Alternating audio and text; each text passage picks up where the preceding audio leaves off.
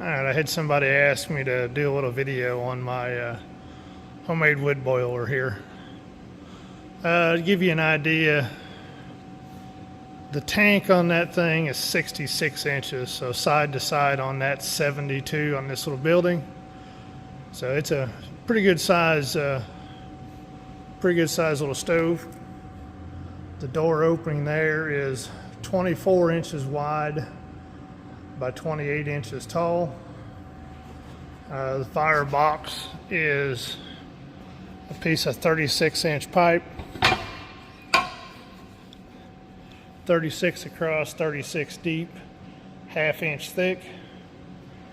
Up in the top of it, we did add 3 crossover tubes that are 2-inch by 2-inch by quarter, just to kind of recover a little bit more heat.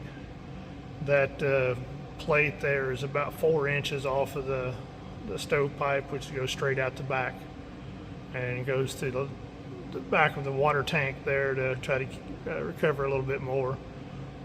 This tank holds, according to the math, it holds 502 gallon. That's not including the lines. That's not including the radiators or anything else. That's just what fits in this stove itself. I just got through wiring and testing my switch here.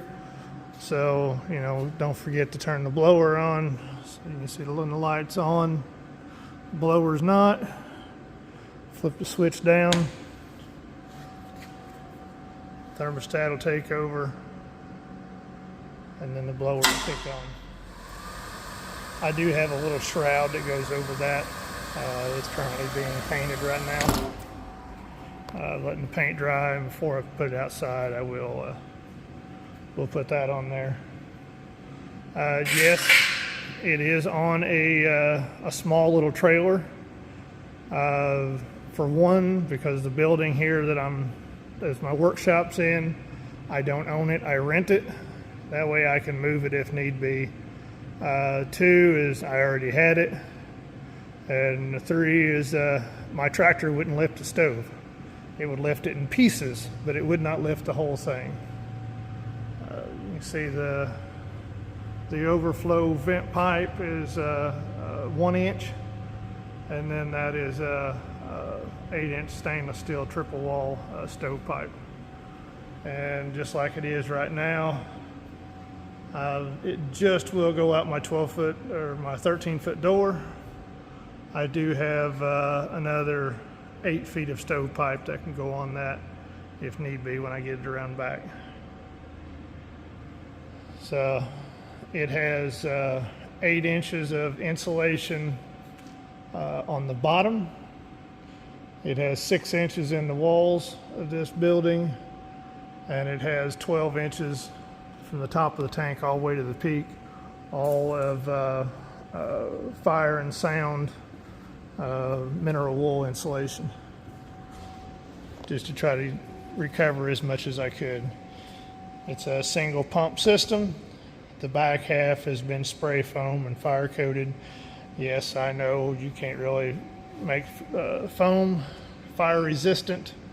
Just trying to slow it down if it needs to be.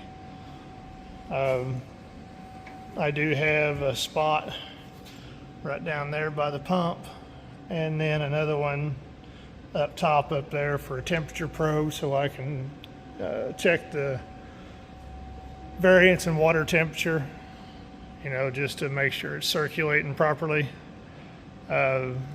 We did a test run on it before putting all the insulation and the metal around the outside and getting it ready.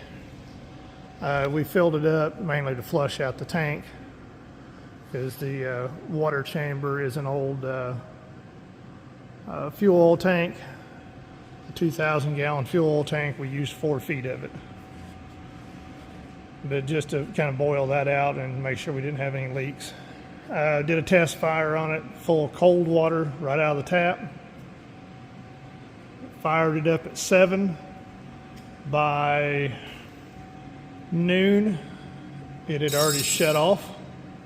We filled it completely full of wood at 10 o'clock that morning, and by 3 o'clock the next afternoon, we're just sitting outside and it was in the 40s. Water was still at 180 degrees, and the firebox was still over half full of coals. So I don't believe I'm going to have any issue with heating the water. Now, how many radiators it's going to take to heat this 7,600 square foot building is a different story, but we're going to find out. So once I get it all up and going, I'll give you another little update video. Thank you.